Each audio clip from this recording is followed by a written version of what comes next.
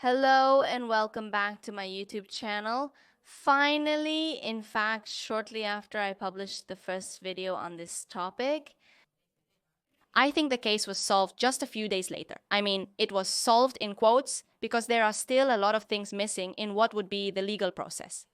But now we have an explanation of what happened and we're going to look at it today, along with everything we know so far.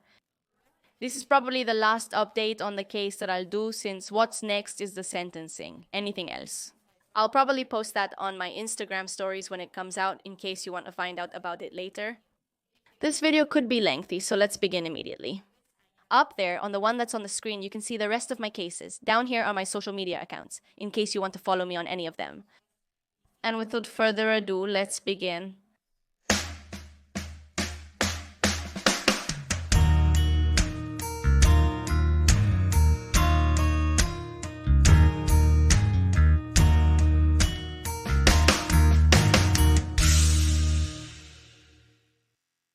On November 13, 2022, the police received a call to go to the house of 6 university students in Moscow, Idaho, United States. The 4 student victims attended the University of Idaho and lived off campus.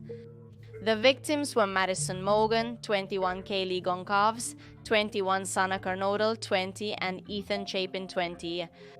The other 2 roommates who survived are Dylan Mortensen and Bethany Funk. Another person lived in the house who would have been the 6th renter, but at that time, Madison Mogan, or Maddie as her friends called her, was not there. She was a charismatic and fun person, someone who, like many others these days, made TikToks. From what you could see, her sense of humor and that charisma everyone talks about. She was in her last year of college, majoring in marketing, and she was a very good student. During her childhood, she went to an elementary school in Coeur d'Alene, where she met who would become her best friend until the end, Kaylee Goncalves. They met in 6th grade, and from then on, they were inseparable. They went to the same high school and later to the same university. Maddie was part of the sorority known as Pi Beta Phi, and she was so focused on her studies that she always achieved the highest grades. On top of all this, she worked part-time at the Mad Greek restaurant. As I said, her best friend was Kylie Jade Goncalves, also 21 years old, and she was from Rathdrum, Idaho. Following her friend to the University of Idaho, she majored in general studies, which would later allow her to access a whole range of different careers. She was the middle child in her family, a very social person who really enjoyed being with them. Although they were almost inseparable, the 2 friends were in different sororities. Kaylee was part of Alpha Phi, although she still didn't really know what she wanted to do as a career for the rest of her life. Thanks to an internship, she already had an information technology job secured for after she finished college. Kaylee no longer lived in the house as she was about to graduate. She compensated for what she missed with summer classes. And so basically, she was spending more time with her best friend before she had to officially move somewhere else and start working in information technology. The 3rd victim was Sana Carnodal from Post Falls, Idaho, a very athletic and friendly girl, a lover of electronic dance music and very social. Sana was in the Pi Beta Phi sorority, which is the same one Maddie was in. Thanks to this, they met each other and later decided to live together. They not only spent a significant portion of the day together, but also collaborated at work. Besides that, Sana had been dating someone since around 2020, and the guy she was with was Ethan Chapin, 20 years old, from Mount Vernon, Washington. Both families were very happy with their relationship because of how happy they seemed to make each other. Ethan was part of the sorority. Sigma Chi was a triplet who shared his life with his 2 brothers from the start, and they had a great relationship. They were incredibly close. He was a sporty guy like his girlfriend who loved the outdoors, outdoor activities, and spending time with his brothers. As I mentioned, the triplets were very close, and in 2020, they decided to move together near Priest Lake to work on a tulip farm. Until it was time for college, and once again, they all attended the University of Idaho together, where he majored in athletic administration. One of the things that probably surprises you at first glance when you hear about the case is that they weren't people who had enemies. They didn't have any major fights with anyone. They usually wished others the best. At least that's what their families say. None of them were in conflict, so when they died, it was hard to imagine anyone close to them wanting to hurt them. That's one of the first things investigated.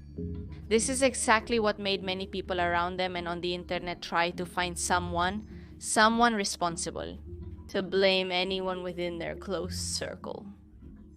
Trying to find out if there was any kind of previous resentment before the events, the house where everything happened is the same one where they all lived. It has 3 floors, as you can see, and half of it is located on a hill. Each floor has 2 rooms, one for each person who lived there. Although what could be considered the main entrance is at the very bottom actually, the most important entrance, the one that leads to the common areas, is on the 2nd floor. On the hill, glass door to backyard. It's one of those sliding doors, and when you enter through this door, you go into an area that would be the kitchen or the living room of the house. On the 1st floor, Bethany Funk was staying there, meaning only one of the 2 rooms was occupied. On the middle floor lived Sana and the other roommate, Dylan Mortensen. Sana slept, of course, with her boyfriend Ethan, so that night there should have been 3 people on that floor. On the 3rd and top floor lived, as you can probably imagine, Kaylee and Maddie. Although they usually slept together in the same bed, so they only occupied 1 room. Given this context, let's move on to the day of the events.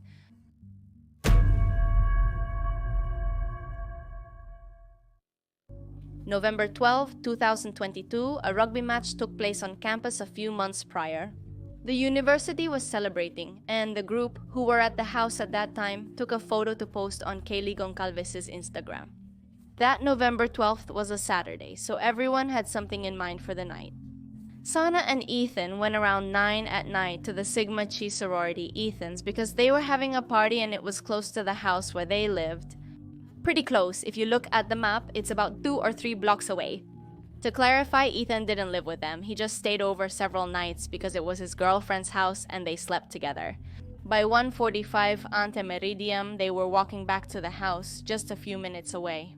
Meanwhile, the 2 best friends, Maddie and Kaylee, went to a bar called Corner Club and left there at around 1:30 in the morning. But they didn't go home directly. They chose to order food instead. And this is where we can see one of the most widely shared camera recordings from the case, because in it you can see a lot of people. The young women were at the so-called grab truck ordering some food. You can see one of them briefly greeting another person. And one of the things that brought the most theories also happens right here. As they were leaving, a boy behind them points at her, or so it seems, and then walks off behind the girls. From that perspective, it appeared he targeted and pursued them. Subsequently, people began circulating his image. Who could it be? The internet went wild for days until police announced the young man was not involved in these subsequent murders. After this, the girls took a car to the house. It was a pretty short trip, so by about 1:50 in the morning, they were already arriving. According to the electronic records, they entered at 1:56 ante meridiem. Sure. So at that hour of the early morning, everyone was already inside the house and getting ready to sleep. Or at least that's what we knew at first. We didn't have more information because the police weren't sharing it, and they had good reasons not to. What we knew almost from the very beginning was that between 2:26 a.m. and 2:44 a.m., Kaylee called her ex-boyfriend Jack 6 times. Immediately after these attempts, from 2:44 to 2:52 a.m., Maddie tried to call him 3 more times, and at 2:52 a.m., Kaylee tried again herself. It's worth mentioning that Jack never answered any of these calls. In total, they tried to call him 10 times that morning. Although, given the crime that occurred, this seemed like a sign of something to many people, Jack, according to the police, ultimately had nothing to do with it. And rather, the calls were probably just the typical ones people make when they're drunk. As far as we know, they ended things amicably and got along well. The last thing we knew was that the girls had tried to call Jack until recently. The other information that had come out was that someone had called from that house to 911 at 11:58 ante meridiem, that is, on November 13th, 2022. And it was said at first that the reason for the call was to report an unconscious person. Nothing else, we didn't know anything else. The bodies of Ethan Chapin and Sana Kernodell were first discovered by Ethan's best friend, who went to the house that morning. He checked Ethan's pulse at that moment when he saw everything that had happened, and he shouted to the surviving roommates to call 911. It is believed that she also spoke with the 911 dispatchers, but she was not the only person. From here, the investigation begins, and it is revealed that inside the house, there were 4 victims of a brutal homicide. Those people were the ones I mentioned before, Ethan, Sana, and Maddie with Kaylee. 2 roommates had survived, and they were the ones who finally called 911 that morning. Kaylee's dog was found locked in a room. Some sources say it was the same room where Kaylee was. 2 things, according to what I read. Kaylee's ex-boyfriend was the one who took the dog, and he would be taking care of it. And second, in the previous video, I was left with a question, which was whether the dog hadn't barked. Had the attacker been identified if someone heard him? We have the answers now, which I'll explain shortly. The scene at the house when the police arrived was truly terrible. It was so bad that there was blood coming out of one of the walls, and you could see it from outside. The young students had been stabbed. From the very beginning, they tried to manage the information to keep the rest of the students calm. At the same time, the rest of that information was being controlled in order to capture the culprit. This led to many things being said incompletely, which brought about even more doubts, rumors, and so on. A lot of people were directly pointing fingers at others, not even just theorizing or making a comment to a friend, but outright pointing fingers and coming to terrible conclusions. At people the police hadn't even mentioned. Anyway, once they realized what kind of crime this was, more units were called in to secure the perimeter and analyze the scene. Students were also advised not to go outside if possible. Because at first, it wasn't clear whether this was a single attack or if it would be a series of attacks by an out-of-control gang. It was unclear if it had been one person or a group, large or small, or nothing at all. After a few hours, the restriction was lifted, but not much more was said about why. Had they discovered something or reached any conclusion? Simply that there was no threat to the rest of the students, but that they should continue to be careful and pay close attention. The weekend before this happened, a family weekend was held. So, some families got together and were able to see their children. So at least they had the chance to be with the victims before all of this happened. Of course, they still had to suffer through what came afterward. The public, and they were kept in the dark about the investigation, only receiving occasional tidbits of information. They didn't tell the families much either. And not only that, of course, because along with the popularity of these stories on the internet came the abuse from people toward the families as well. Wanting to know more, some internet users and of course the media end up harassing them. The door had an access code, which is clearly an easy way to get in. Also, as I mentioned, there was a door in the back and a sliding one that was pretty easy to open too. It wasn't the safest house, but they felt confident because the neighborhood was... They didn't expect that a possible murderer would live nearby or think about committing a crime around there. The students had been killed with a knife, yes, but there was no weapon at the crime scene. The remaining tasks were to gather evidence from the house and conduct autopsies on the bodies. With this, they hoped to discover a few more things. Among them, perhaps the specific weapon that was used. According to the autopsy that arrived a few days later, it was revealed that the victims had some signs of defense, that they were more or less awake and tried to defend themselves. People began to wonder if some victims had foreseen the event. When did they realize what was happening? Were they already aware? One of the strongest doubts that came up was about the housemates who did survive the attack. There's a reason why in the previous video I didn't include the housemates as suspects or suggest they had anything to do with it. And that's because, for one, it just seemed impossible to me, given the circumstances in which the case happened. And two, the police weren't saying anything about them, which in my mind meant they had important information. They were surely helping to uncover the killer, but if they said anything, would they be revealing these key details? The media did not report on the suspect, leaving the public to speculate. It's possible that it was so the real killer wouldn't run away and wouldn't realize that they were being watched or that there was evidence against them. Anyway, there were people asking if the surviving classmates had anything to do with it because it seemed strange to them that they hadn't heard anything. 4 people died. During the investigation, everyone claimed they were not involved but said nothing else. The police didn't seem to want to implicate them, but rather to work with them. Of course, they weren't just doing that, but they were also looking for close testimonies and surveillance cameras that could clarify who was around that night. What we know then is that at 2 in the morning, everyone was in the house, but by 3 a.m., the girls were about to go to sleep.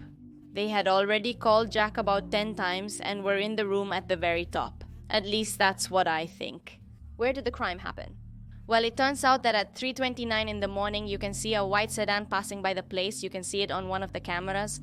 But that wasn't its last sighting. It passed by the area 3 times around 3 o'clock antimeridiem and returned at 4:04 antimeridiem. The car leaves the area quickly at 4:20 after visiting the house. Night cameras, especially, don't provide a good image, but that's what experts are for. People who dedicate themselves to memorizing and identifying these kinds of things. An expert in identifying cars sat down to watch the camera footage and was able to recognize that the car was a 2011 or 2016 Hyundai Elantra. And actually, this is a piece of information they didn't share until weeks after they had discovered it. While all this was happening, the case was becoming more and more well known. On one hand, because it was so intriguing, and on the other, because there were a lot of worried people living nearby or with children who went to that university. Even though the police said there probably wasn't a group of killers, it was hard to believe them because they didn't say much. And the crime seemed impossible for just one person. Despite this, the vigil took place and the students who passed away were honored. Their families said a few words about the students and also began to speak more openly to the media about the investigation. And how were they experiencing all of this? I want you to know is that our family is no different than probably all of your families. We played games together, we traveled, we hauled our kids to every sporting event imaginable. We surfed and spent countless hours on our boat listening to country music, which was Ethan's most favorite thing in the whole world. The most important message we have for you and your families is to make sure you spend as much time as possible with those people. Because time is precious, and it's something you can't get back. These girls were absolutely beautiful. They have been friends since 6th grade. We both put them in 6th grade. They just found each other, and every day they did homework together. They came to our house together. They shared everything with each other. They went to high school together, then looked at colleges. They came here together, and in the end, they died together. And it hurts. But the beauty of the two always being together is something that comforts us. It lets us know that they were with their best friends in the whole world. Thank you. There's only one way for this to get a little better, for it to be told a little, and that's that you're just gonna have to love others. You both must embrace others and be a bit boring. The only cure for pain is love. Go out of your way and tell someone that you love them, that you love the people in your room, that you go back to your apartment, to your house. That will make a difference, which is significant. It's something they can see in you now, that you've changed your life a bit, become a little kinder and more gentle. He's a boy. So cool, a baby. So smart, funny, and beautiful. She was just nice to everybody. When I would meet people ever since she was first born. When I meet people, they tell me about themselves, or you're just trying to get to know someone. The first thing I'd say is, well, I have this daughter and she's, here's her picture is at the head office because she's on the dean's list. I just would tell them all about Maddie. They'd walk away from me like I don't know anything about him. We know all about his little girl though, and go see live music. That's always been my favorite thing to do. And so I started taking her to concerts when she was younger, and we saw some really good shows together. I'd take her and her friends sometimes, and Mac Miller was going to come, and she couldn't get tickets, and it was all sold out, and I didn't know what I was going to do. And I entered all these radio station contests, and like the night before, I won 4 tickets and got to bring her and her friends. We had meet and greet tickets, so we got to meet them after the show. And that was the happiest memory I could think of that we shared together was that, and While the investigation was ongoing, by not saying anything, the families became a little more frustrated each time. Sana's mother was quite public about the case, saying that she actually didn't believe the investigators were doing much. There was a bit of controversy in the media, as Sana's father accused her of not telling the whole truth. Although they didn't tell her anything, they told him since he was closer to their daughter. Beyond that, and in general terms, they tried to emphasize the students' lives and how proud their parents were of them. What many of us didn't know was the number of leads the police were following. As they questioned people, checked cameras, and verified information, they closed in on the main suspect. But keep in mind that they followed hundreds of leads. Every clue they were given, they followed. That's also why it took them so long to give information to the media and the families, because they had to be sure about what they were going to say. Especially in the midst of all this confusion that was happening. So my name is Stacy Chapin. Today we're here to honor the life and legacy of our son, Ethan Chapin, one of the most incredible people you will ever know. Our extended family and friends who serve as our support system and stand by our side through everything, every moment. And finally, we thank the media for keeping this story in mind. It's not real yet. I'm still a bit in shock. I'm hoping for justice. That's why I'm trying to get into that mindset. I know my sister, she was hardworking, and just sitting on my bed and crying myself to sleep wouldn't do anything for her. To do her any justice, I want to stay active and do what I can to get her message out and hope that we can find this suspect or suspects. My daughter was very popular. It seemed like everyone who talked to her knew everyone I talked to said she knew everyone. Someone could have come into the house and had an idea or the confidence to take it out. It's not something you ever expect to hear. The call we took from our kids who were there. And we have these other two kids that are very impacted by this, and they need to be lifted up and cared for. You know, your children look for you to tell them what's going to happen and how things are going to go. You have no control and can only sit back and wait. There's not a second throughout the day that I don't think about Kaylee and what happened to her. Keep in mind that not only was the house easy to get into because of the type of locks and doors it had, but there were also 6 students living together, which usually led to parties being held at the house, so it wasn't easy to look for DNA traces. There were a lot of people coming and going between those who attended these parties and friends in general. While they were estimating what time the murders had happened, a recording was released that came from the body camera of a police officer who was in the area. As you may have noticed, even though the house wasn't on campus, there was a lot of activity from University of Idaho students and friends. There were fraternities nearby, and since it was the weekend, there were parties, so this meant a lot of noise and police officers.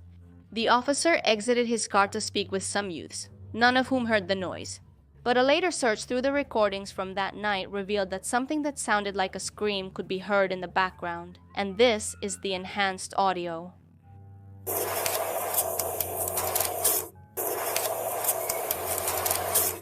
December 15, 2022. A police officer's body camera captures a white Hyundai Elantra, stopped twice in Indiana for traffic violations.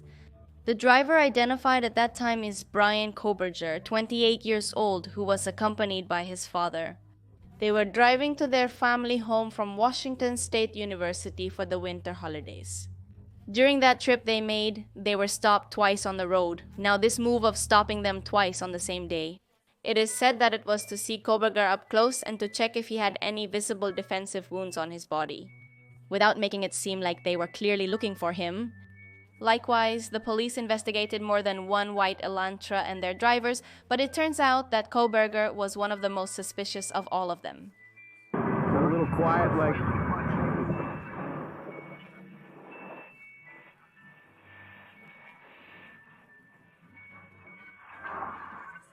Now.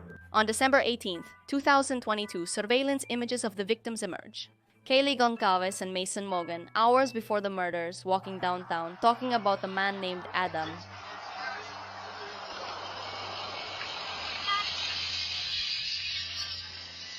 Until that moment, not much was actually known about the real killer, but it had been discovered who this Adam they were talking about that night was.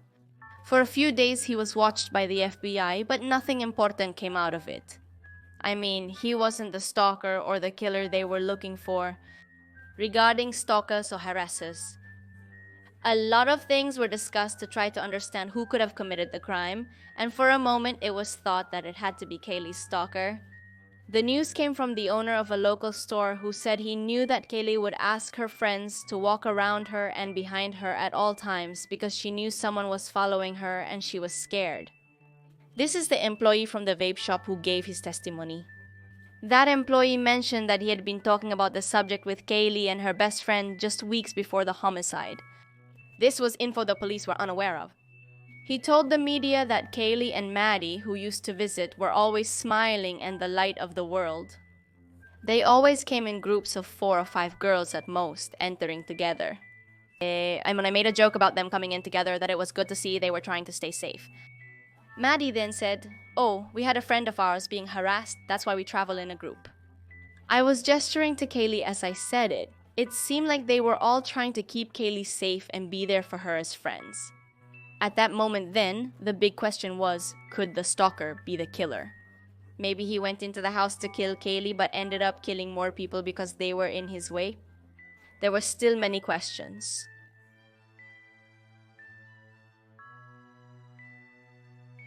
I'm going back to the point about the surviving roommates because I feel like I should have explained to you what I thought about why they weren't guilty of what happened. I think it would have avoided a few comments accusing them. I also didn't want to say too much about Kaylee's ex-boyfriend, who she's staying with, or the dog they had together, because what mattered to me was talking about the dog. Not about the ex, whom she had broken up with according to everyone who knew her, on good terms. He wasn't nearby, they weren't fighting, he hadn't become obsessed with her or anything.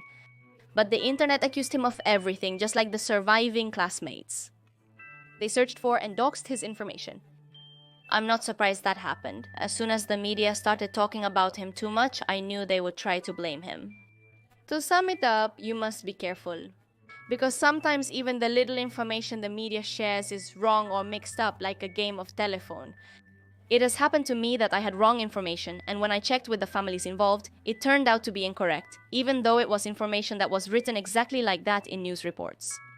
Because of that lack of information, many people jumped to conclusions. Which, again, was obviously going to happen, but it was a risk that had to be taken.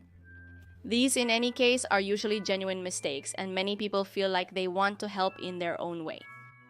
But what I'm going to show you now didn't have any similar intention. This ended up in a criminal complaint because it was directly a case of defamation. Not a theory, not something based on facts or information directly taken from the investigation case, but simply and plainly defamation. Lies and lies on purpose. It's not that the person was suddenly uninformed and that's why they said what I'm about to explain now, but that they directly lied. For their own benefit and because they wanted to. So, is it because of unfounded accusations that what happened with the TikTok psychic happened? I won't share my thoughts on psychics as they are very negative. I'm just going to tell you what happened before the main person of interest in the case was made public. This psychic is Ashley God, or at least that's one of her names. She began developing and studying her claimed psychic abilities a few years ago. In fact, she wrote about a case we recently covered on the channel, the Tamla Horsford case. Her controversial book, now available on Amazon, was flooded with negative reviews following the controversy. The book in question is just her pointing fingers at people without any evidence, so... I wrote this book, Solving Tamla Horsford's Death. I did this without being there, and I used my spiritual gifts to do so. To find out what truly happened to Tamra that night, click the link in my bio and download the content. In her TikToks, she defines herself as a psychic collaborator to solve crimes, but she hasn't solved any crime, nor does she collaborate with the information the police have. After this, she started talking, among other things, about the Idaho case, saying that she knew who had killed the young people. She had no evidence, only what her cards told her. Her description of her psychic powers is inconsistent. In fact, she changed what she was saying several times, but the summary is as follows. She is a psychic who, with the help of her cards and her inner spirit, solves crimes. I will show you one of the first viral TikToks that contained clear defamation. This is the teacher who potentially killed the 4 Idaho students. She is the one who ordered the execution. As you can see here, she may have been part of the lesbian, gay, bisexual, transgender, queer community, and she may have married Kaylee. These are the 2 people who joined together to kill the 4 University of Idaho students. Rebecca Schofield, associate professor in the history department, and Jack DeCore, Kaylee Core's ex. To identify the murder of the 4 University of Idaho students. They're looking at someone with youthful stamina, student religious determination, someone who went through hardships or lost their roommate or resident, dorm room or a resident job or similar position. Someone who felt despair over this loss, irritated, unhappy with how things were handled for the other killer. You're looking for a couple, somebody was in a relationship and that relationship broke up. This is someone whose relationship may have been admired on social media, or who wanted a relationship that was like respected and admired socially. Both of them. Both murders involved loss. One lost remains while the other lost a partner, a boyfriend and a girlfriend. These two murders communicated with each other because one of them suggested it 10 times on the night of the murder. It's because they saw something moving, and intuitively, it was her intuition that told her it was Jack. So they called him so many times because they thought they saw him, and they did. He didn't answer because he was in the middle of their murder. Somehow Kaylee and Maddie saw it coming. The phone call prolonged his plan. Because they called him, he felt like he made a mistake, so he waited. He set some time aside to resolve that issue. So when they called him, he was around the house, but decided to just stick around and wait instead of executing it at that time. After finishing this murder, did it give him so much confidence? He feels like he can do anything. Now he feels like he has a power, a strength, a determination, and a will that he can tap into whenever he needs it. People keep asking, where did Rebecca Schofield come from? How did I get her name? I don't usually get random names in my lessons, but this time I did. The spirit said that there was a teacher involved in the murders when I was doing the lesson. And by spirit, I mean my inner spirit, which is not bound by the body. So even if my body wasn't there, my spirit can access information that my body couldn't have. The reading I did mentioned a professor, which was ironic because it was the same card used in a previous reading of mine. In a comment about Tiffany Valiante, a professor was commenting and talking about madness, and I was like, who is this person? And why should they comment? And that same card came up, so I said, let me clarify this. So then when I clarified it, history came out, and one of the cards just kept saying history, history, history, history. I searched the University of Idaho History Department and found Rebecca Schofield listed first on the page. I then did readings on each faculty member listed. When Rebecca Schofield, the one who merged the 4 Idaho college students, see my videos, she's going to realize that it's very hard to outrun the consequences of her actions because they seem to never stop. She will avoid panicking, not rush her decisions, and plan her escape. She's going to feel like she has options, and she's going to try to keep a level head. She's going to be relieved that the person who was in the middle of the gossip is not someone she knows, but she'll still feel a little betrayal. She's relieved to see that. It appears that people, although they are hearing what I'm saying, are not taking me seriously. That's what it appears, though. Then her plan that she had with the killer is not going to go through. They're not going to work. Then she's going to feel like she's running out of options later. The killer who executed the murder is going to come out of hiding, but he'll feel stuck as well as he tried to plan his. Now, in that video, he points his finger at a person and says, this is the person who ordered the killing of the victims in the Idaho case.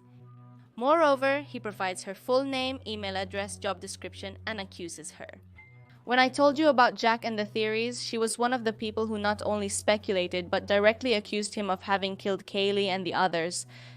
That is, she accused Jack, the ex-boyfriend of one of the victims, and the history professor at the University of Idaho, Rebecca Schofield. She also said that there was a third person involved. The nature of their relationship, the details of the crime, and potential motivations were never specified. She just said that the history teacher probably went out with Kaylee without any sources, just her reasoning that since the teacher was part of the lesbian, gay, bisexual, and transgender plus community, they must have gone out together. I'll say it again, this person states as a fact that they are the murderers, even though they were never pointed out by the investigation at any time. It's crucial to distinguish between providing information to the police and to the families if requested. It's not the same to share a theory on the internet as it is to directly accuse someone of murder repeatedly and without any kind of basis. Not only that, but she never admitted she was wrong. And she kept uploading TikToks saying that the police weren't doing their job properly. And that the convicted person, whom I'll describe next, wasn't actually guilty. The real killers remained at large. I'll be pressing charges against everybody who participated in witness tampering. Witness intimidation is a form of obstruction of justice, and it's a federal crime to interfere with witness testimony or corruption in a criminal case. Everything I've done is because I was a witness, a spiritual witness, but still a witness to the crimes. And I wanted to provide the information for the council so that it could help resolve the case. I was also very irritated. Now I have crappy hair. What's really irritating about this eviction is that I was so nice to them. Like, I could have reported them for federal fraud, missing of funds, theft, stealing, bribery of justice, courts, obstruction of justice, so many different things. I could have reported them for all the things they did, all the regulations. I could have prosecuted them in federal court. But I gave them the chance to just fix what they did to me and to let me get close and leave. Because so they feel responsible for what they did to everyone. It would have to be like some kind of class action. I didn't do any of that. I've had the chance to fix it, and instead of being fixed, they ignored me and treated me like a piece of crap, and they defeated me and ruined my record. I've had unnecessary calls, threatening messages, even a TikTok from someone threatening me on video. I just want everyone to know that I'm going to use this in court as evidence. So Rebecca Schofield's attorney sent me a demand letter demanding that I comply with Professor Schofield's request, that I remove all of my videos regarding the University of Idaho murders about her being the killer. When I say that I am God, some people get offended, but there are 3 types of people who get offended by my profession, by who I am. I am Ashley, and I am God because I am one with the Spirit, God who lives inside of me. And if I have the Spirit of God living inside of me, I am God. The physical body, you see my divine masculine form. For now, the history teacher has already sent 2 cease and desist letters for me to stop talking about her. Ashley didn't do it, so now the defamation complaint will proceed. And this psychic keeps talking about how she's not wrong, that she's a witness. She's not a witness to anything, but she says she is. And she also claims to know more about law than the history teacher's lawyers. So, going back to the actual investigation of the case, Tuesday, December 27th. The authorities said that the suspect's DNA was recovered from a knife sheath that he left on a victim's bed. The suspect is someone I mentioned briefly before, and that would be Brian Kohberger. Previously, the knife used in the homicide had been identified as a hunting knife, but up until then, we didn't know anything else. This sheath that the police took as evidence turned out to be a key piece. But not only that, there was another clue that wasn't discussed until sometime after the suspect's arrest. If you remember what I said earlier, the bodies were actually discovered by Ethan's best friend. He wanted to see him, so I'm assuming this. He went in, saw the scene, checked his pulse, he wasn't responding, and that's when he said to call 911. So one of the classmates, the one who lived on the first floor, never had to go upstairs. Therefore, she didn't see or hear anything. She was isolated from the rest of the things. She didn't see the scene because nothing had happened on her floor. On the other hand, the other classmate who stayed, Mortensen, did see something crucial. But of course, the police couldn't say anything about it because it was incredibly important to keep this as a secret, to avoid jeopardizing the case's correct resolution. So, from the very beginning, it wasn't known if any of the girls had seen or heard anything. It wasn't known who had called. At 911, they didn't know why the scene had been discovered that way because they had said someone was unconscious. What was the story? Therefore, a lot of people thought everything was strange because the information was incomplete, but that was natural because if they said something, the suspect might try to escape. Mortensen then, that early morning, saw a masked man. At the time of the murders, or at least at the estimated time when the murders happened.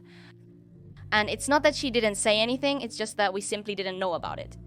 The sworn statement in the case details what happened at that moment, stating that Mortensen said she opened the door after hearing a cry.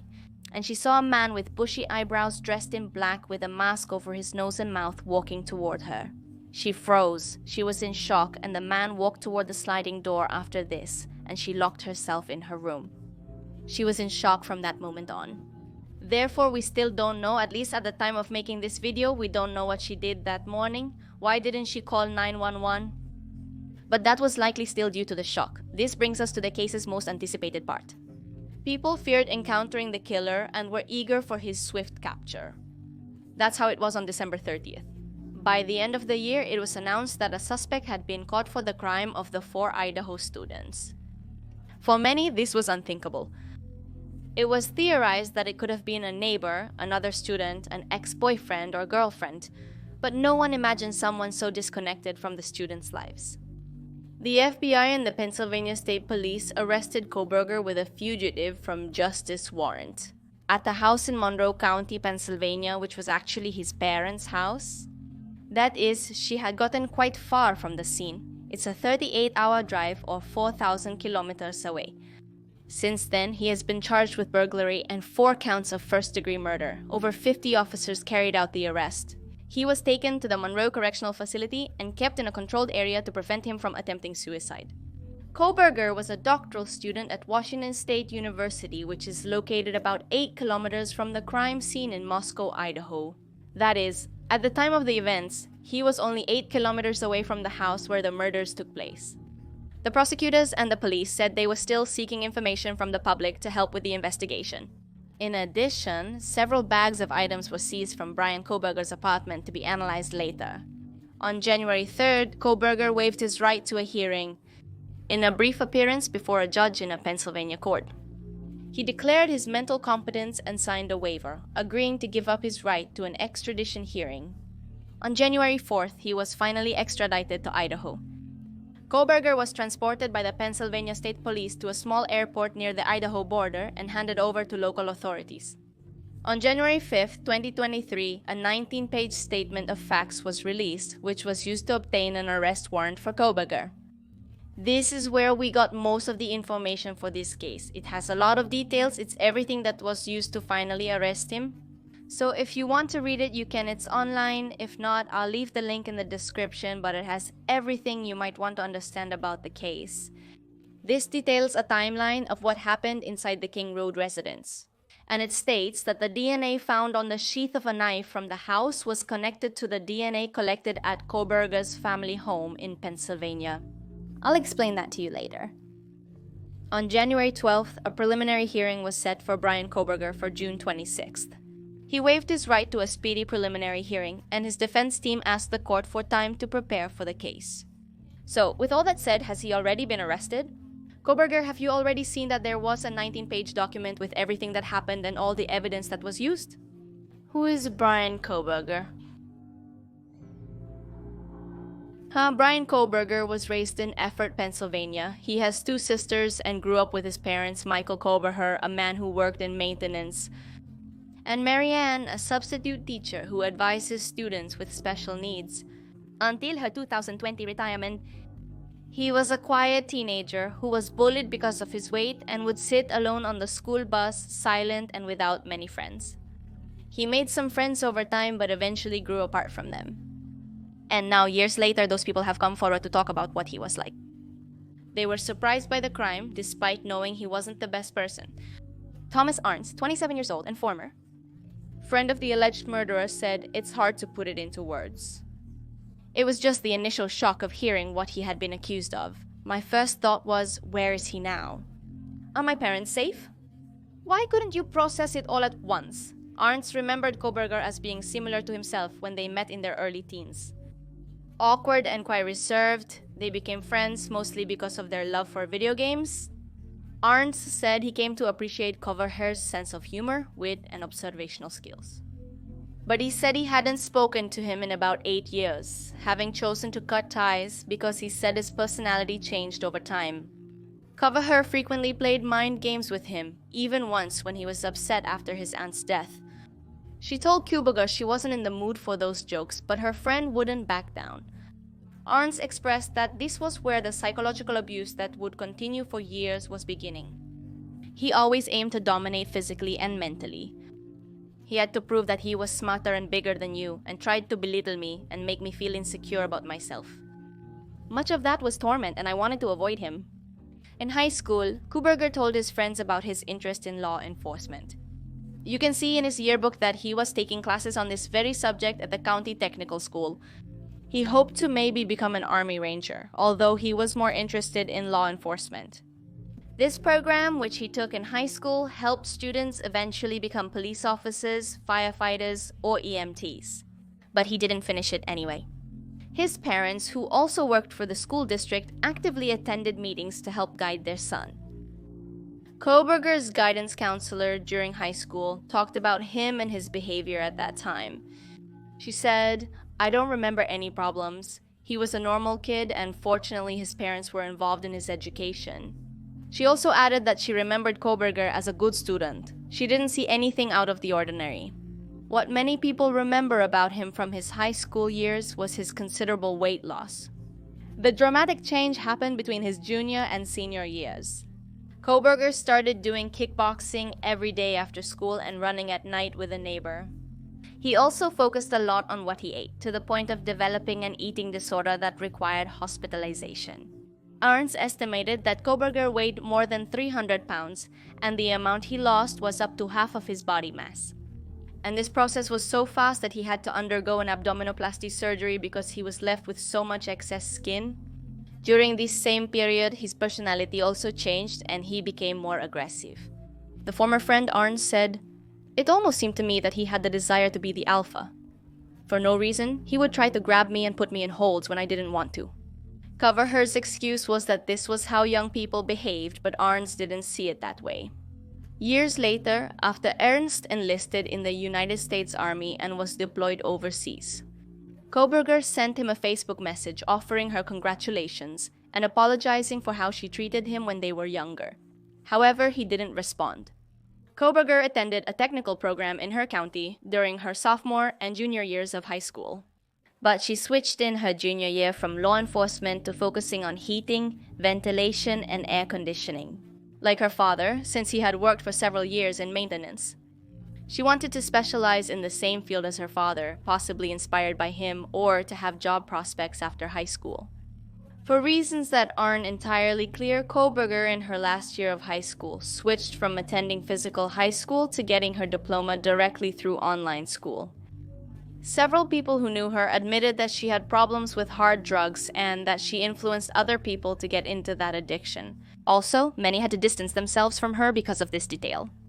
In turn, these former friends said that since she didn't usually have many friends, she would do anything to fit in. And one of those things was precisely taking substances with other people. Among Koberger's invitations to smoke marijuana. On one occasion, she told Casey Arns, Thomas's older sister, whom we were just talking about in March, in 2013 that she had finished high school online early, that her requirements were completed earlier than they should have been. This woman actually showed proof. She showed the Facebook messages in which they had been talking for years, where you could also see how. He told her that he was already looking forward to starting university in August of that year. About 2 months later, Koberger contacted her again to ask her for the favor of taking him somewhere. After he told her that his car had broken down, she agreed to help him. Weeks later, Casey Barnes found out that this errand she had to run with the car so urgently was actually to buy heroin and needles. This is when he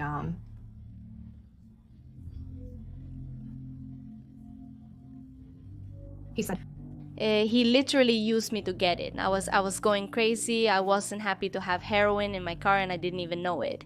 When confronted, he simply replied that he was in rehab and only apologized 3 weeks later. In May 2018, Koberger admitted that he no longer used drugs that way. He eventually attended Northampton Community College in eastern Pennsylvania and graduated in 2018. With a major in psychology, Koberger earned his bachelor's degree in 2020 and his master's degree in 2022 from DeSales University.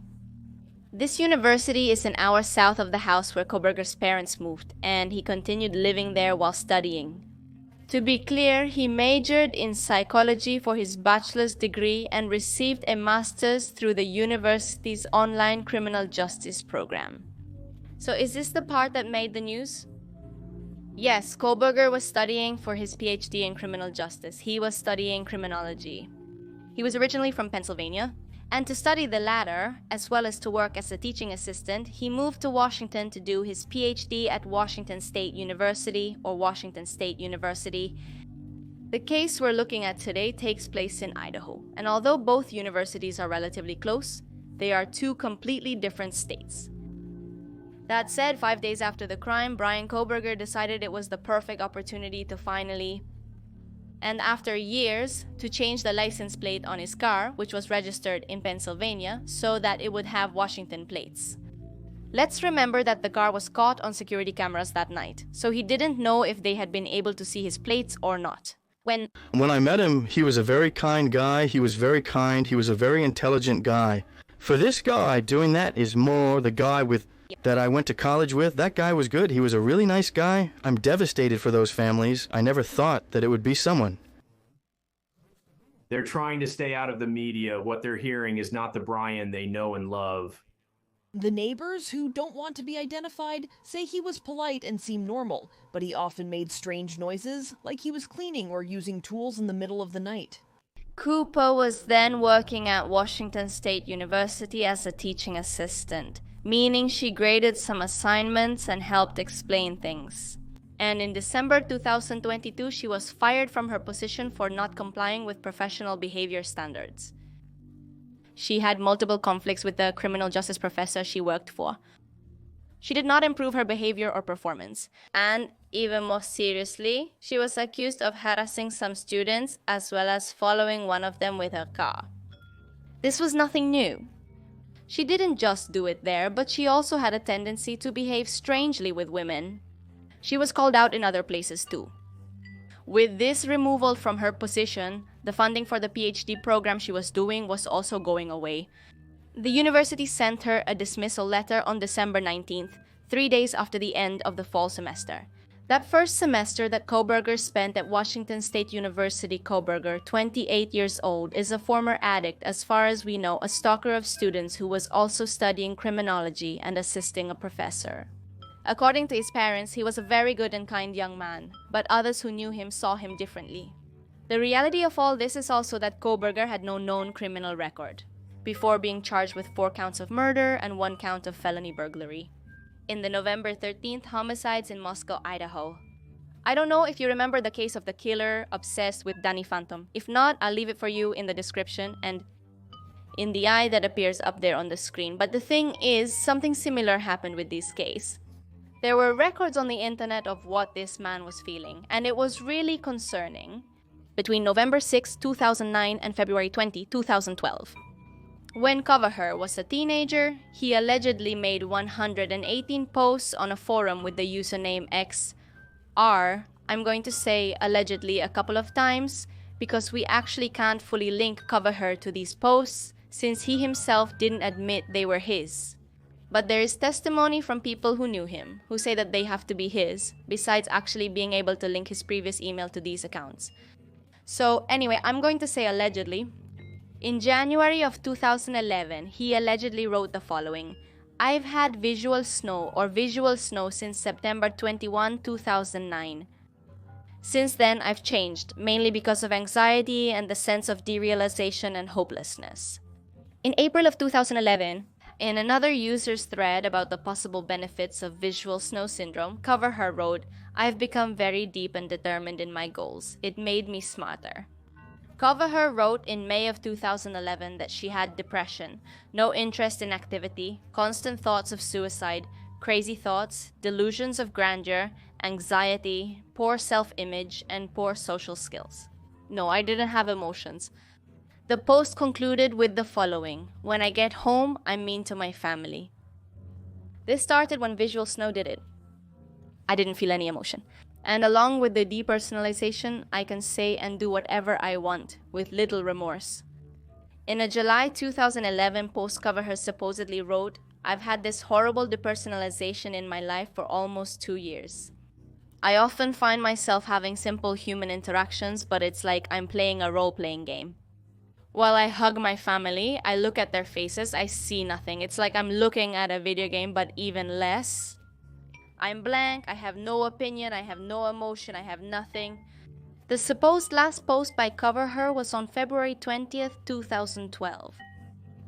This one said, I finally just accepted my visual snow. I don't even feel the need to stay away from the forum anymore. It doesn't scare me anymore. Did anyone else come to terms with it? However, I feel like coming to terms with this could be a bad thing. A person who knew cover her at the time of the post told American Broadcasting Company News that they had seen the posts and were extremely sure they were from him. Citing Coverher's complaints at the time about his problems with visual snow syndrome, as well as a reference in the posts to living in a house with mold issues. With all this, you might be wondering what is visual snow syndrome or visual snow that he was talking about so much. It's a disorder that makes you see static. Some people describe it as seeing things inside a snow globe that has been shaken. There are flickering dots all over the visual field.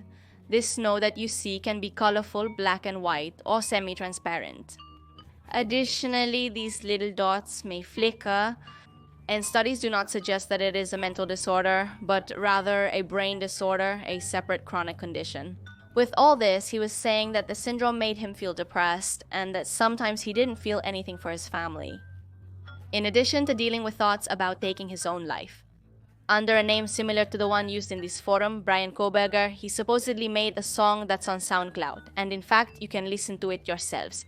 Now that the truth is questionable, I'm going to play you a little piece here. It's the same thing that disrupts my life. Wonder when I'll change. I guess when the time is right. Procrastinating minds arranged to change would be a fight. I'm stuck in the future, but I'm never looking at the fucking present. Keep it up. Act like you're all that. Here's a cookie too, in a present led from a desert equal. Yay. Let me read you a piece of this masterful lyric from the song she wrote when she was a teenager. Always the same as interrupts my life. I wonder when I will change. I guess when the time is right. Procrastinated minds willing to change would be a fight. So I'm a pacifist, like I'm afraid of having a bloody fist. Look at this, my mind is angry and I keep running. Why is it that when I hit, it always leaves them impressed? He also briefly talks about his problems and how he's always focused on the future and never on the present. He makes threats, which is common in rap songs. During his time at university, he discovered that what really interested him the most was criminal psychology. That being said, there's a detail you probably saw in the news that has to do with Reddit. It turns out that apparently he made a post in which he was looking for help for a research project. What he posted was a survey asking Reddit users to participate in a study where they would describe how they felt when committing crimes. This post was shared with the title "Participation Needed in Research," and it was posted in subreddits like ex-cons and prison subreddits, which are used for topics related to ex-convicts. These were posted more than 7 months ago. In the post, she explained who she was, that she was looking for people to talk about what they felt and what led them to commit a crime, as well as their thoughts during the process. In addition, Koberger was linked to other posts on the same network after committing the crime. In these posts, he publicly speculated about how the crime might have been committed during the investigation weeks. In 2 of the posts, this person, whom we associate with Koberger but cannot confirm, provided an accurate timeline for the murders and mentioned the knife sheath that was left at the crime scene. Before the police released those details, Koberger was overly interested in crimes, their psychology, and famous serial killers. Allegedly, his pre-crime actions aimed to comprehend the sensation of killing. Although he hasn't spoken yet, he is believed to be highly intelligent, but this is only speculation. He was described as too proud, a bit narcissistic, and as someone who always wanted to prove he was better than everyone else. Maybe that's why he thought he could easily get away with it. And he kept posting things about the murders on social media as if nothing was happening. Not only that, he also talked to other people about it. On one occasion, he told one of his neighbors that the police probably didn't have any leads about the killer. So if you are wondering whether keeping the information to yourself was useful, yes, it was. He really thought that the investigators weren't able to do anything. He also told this neighbor that the crime was probably a crime of passion. As mentioned, Koberger was a teaching assistant at the university, which involves grading assignments among other duties. Usually, according to the students, he graded quite strictly with what he called high standards, which were actually too high. The students were really bothered by his presence around the time when the murders happened. Suddenly, he became less strict, giving many students a 100% grade. Let's say everyone got a 10. It was because he was in a good mood. You just had to turn in some work and immediately get a good grade. He also stopped leaving them corrected notes.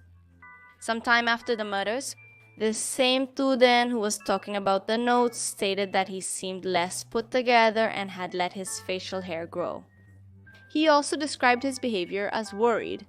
He said, the previous mental concern that we had been noticing, where it was like he really didn't want to be there. It was at its highest point. He just didn't seem to be doing very well. Let's talk a little about the affidavit that was released, which contains all the evidence that led to his arrest.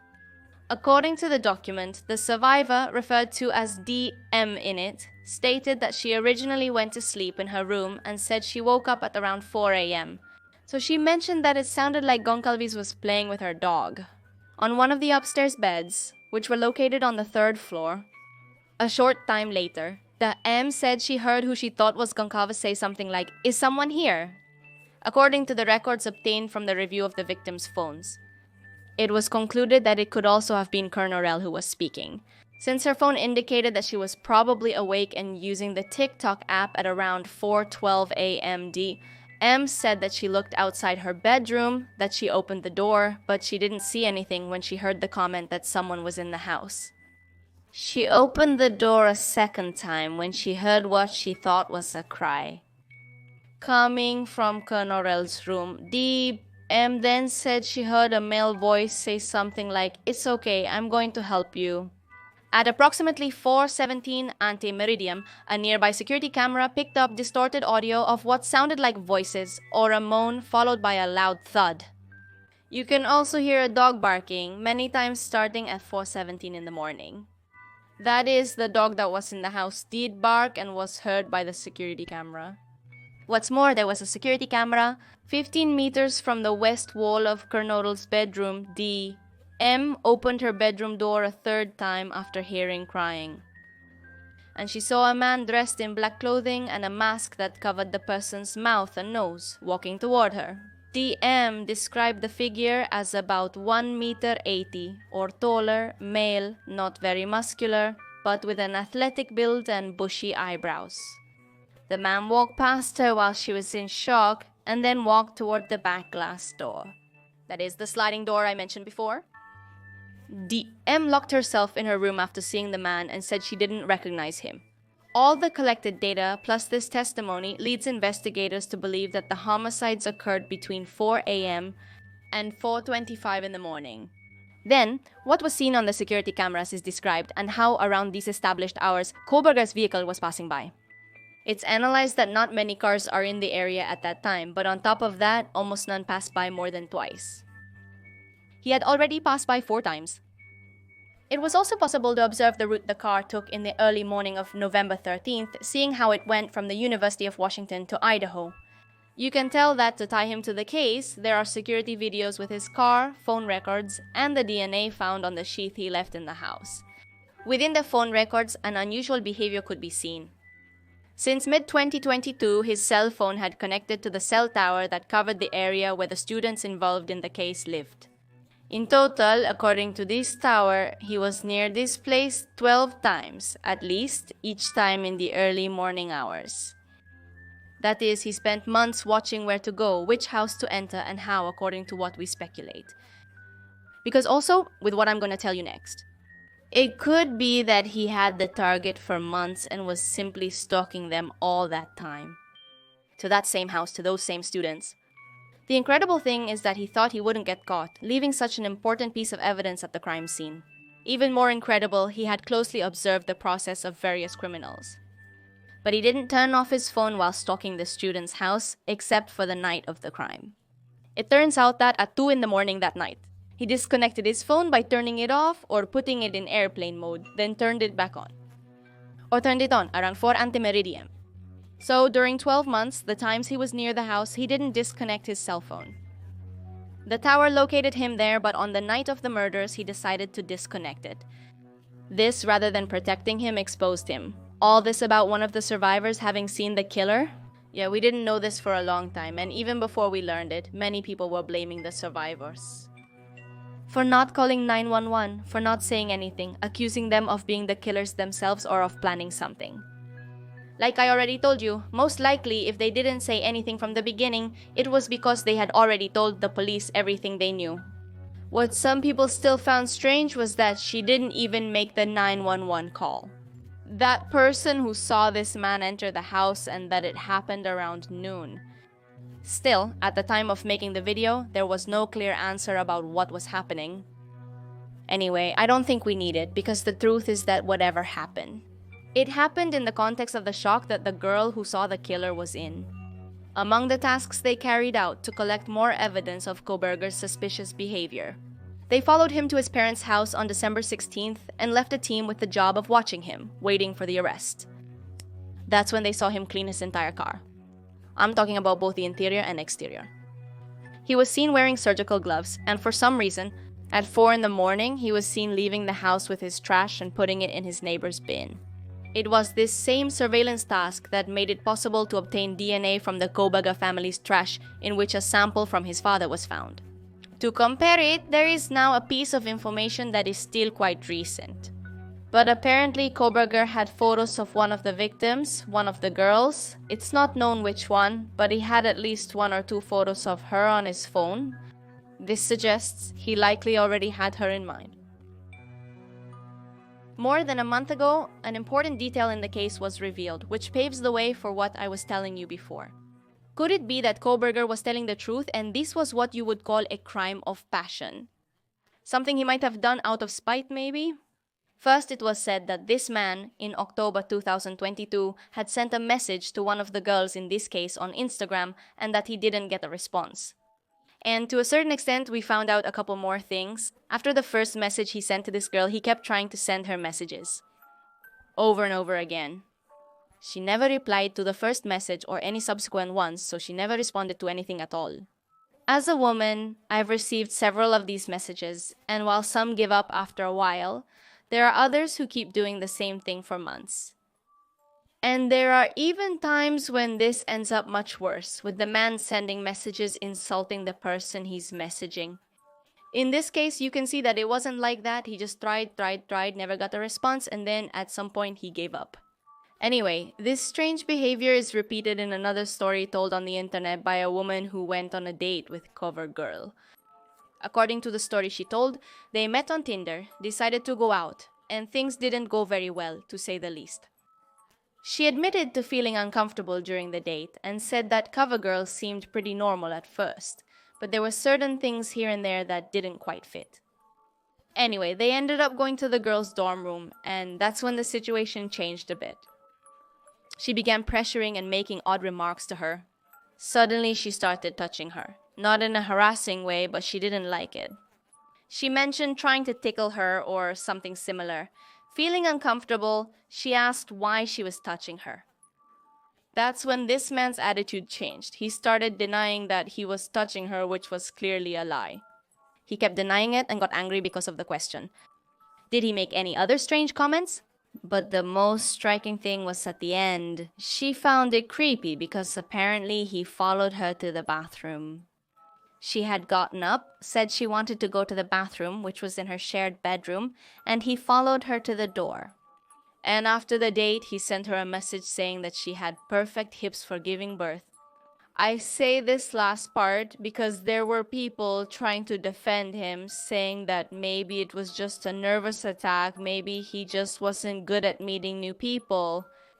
But that last comment, that's when you realize that there was definitely something weird going on. Additionally, Coverher was following 3 of the victims on Instagram. This was big news. Unfortunately, there's not much more I can tell you about this, because actually this account has been deleted. So I can't go check it out myself. The important thing is that they're trying to determine how much the victims knew about him, or if they even knew who he was, if they had seen the messages, if they were ignoring him. By the way, and I just want to clarify something here because I think the way some people refer to this is wrong. There's no need to look for excuses about why this person didn't reply to the messages that Koberger was sending her. She might not have seen them, or maybe she did. It's true that there are different kinds of messages. First of all, on Instagram, there's a folder for general messages, another for message requests, and another that's kind of like a spam folder, where some messages end up that, in my experience, aren't spam at all. Many useful messages end up in that folder, so you have 3 different places to receive messages. Regardless of whether she saw the messages or not, she has the right not to reply, just like anyone else on social media. But then, could this be the reason why Coverger decided she would be his victim? And in any case, what did the other 3 victims have to do with it? On Coverger's family side, they are expressing their support for him, releasing the following statement. We have fully cooperated with law enforcement agencies in an attempt to seek the truth and uphold his presumption of innocence instead of judging unknown facts and making erroneous assumptions. Overall, Coverher's parents support him and cannot believe he committed such a crime, while the victim's parents continue to seek justice. After a month and a half without any news, some of them thought that nothing was going to happen and that the police were not doing anything to solve the case. And what about what the future holds for this man? Idaho has been struggling to obtain the ingredients for lethal injections in recent years, which recently forced the state to cancel the execution. Last year, of a man who murdered 2 gold prospectors in 1985 so they couldn't carry out the death penalty. There is a bill that requires the director of the Idaho Department of Corrections to certify whether lethal injection is available no more than 5 days after a death warrant is issued. If there is no lethal injection available, then the death row inmate, that is, the person who is waiting for their sentence to be carried out, would be executed by a firing squad. What is being discussed now? If sentenced to death, Coverher would face the firing squad instead of lethal injection. Coverher lacks the necessary ingredients and will return to court on June 26, 2023. We'll see then how the case is handled. On the other hand, the public defender assigned to represent the suspect in the murders previously represented 3 of the parents of 2 of the victims, raising a conflict of interest in the case. Clearly, it could turn out to be serious. If this isn't resolved, he could appeal his sentence later for these reasons. Ann Taylor, the lawyer, then went from defending the parents of some victims to defending the alleged killer, which was a painful blow for the families. And in other news, Leco's house will be demolished, a move that the university president, Scott Green, has described as a step toward healing, which also removes the physical structure where the crime that shook their community was committed. She said that the demolition also eliminates efforts to further sensationalize the crime scene. And beyond all this, of course, the victims' families have tried to process what's happening in the best way possible. On Facebook, for example, Ethan's mother, Stacy Wells Chapin, detailed how the family is trying to stay positive and move forward. Ethan Chapin was a triplet, and his siblings Macy and Hunter have returned to the University of Idaho. So, in a Facebook post on January 30th, Ethan's mother said, "We were recently told to look for a win every day, even if it's the smallest win. It's true that some days it's a challenge, but it's excellent advice. From the beginning, Jim and I agreed that Macy and Hunter had to go back to school. It was one of the many early morning coffee conversations you have before the kids get up. Everything seemed complicated at that moment, but after 2 months, it became clear that this was the right decision. We decided to visit them every other weekend at the University of Idaho. The idea was to stay close and connected, but to allow the kids space to heal at its own pace. So we just got home from our first visit to the university since we dropped them off. On Friday, we spent time with Maisie and her friends. Over the long weekend, we enjoyed coffee dates, long walks, conversations, and hugs. We spent time remembering Ethan and sharing stories. There were many victories. Our children are resilient, but this is definitely a difficult time. We are grateful that they have each other at school, fraternity, and sorority friends, and other incredible support systems. Each of them is processing this new normal in their own way, and that's okay. Our job as parents is to be there and provide tools and resources as needed. We have compared our family's healing process to the ice wall in Game of Thrones. If you've seen it, you know what I mean. If you haven't, the wall is an impenetrable ice wall 1,000,000 miles high. The beginning of the grieving process felt like standing at the bottom of the wall, with no key to get through the door and no rope to climb the wall. The rope has been thrown over the wall and we've begun the tedious climb. Healing happens daily, some days being easier. Today's sunrise was stunning. Shall we take that as today's victory? And well, that's all we have on this case so far. Like I said at the beginning, there probably won't be another update on this channel, but if you want to know, I'll probably post it on Instagram. So if you want to follow me there, great. I'll leave it on the screen for you. What's left is to confirm a few things. And then the sentence, because with all this, it's very hard for him not to be found guilty and not to be sentenced. For now, that's all we can say. Keep in mind that this case is updated daily. By the time you watch this, there will likely be new details. Share your thoughts in the comments. Here are the Patreons and channel members. Thank you for supporting me through those means. And with nothing more to say, here you have a new video, here you have a recommended video. You can subscribe by clicking on my face and I'll see you in another video.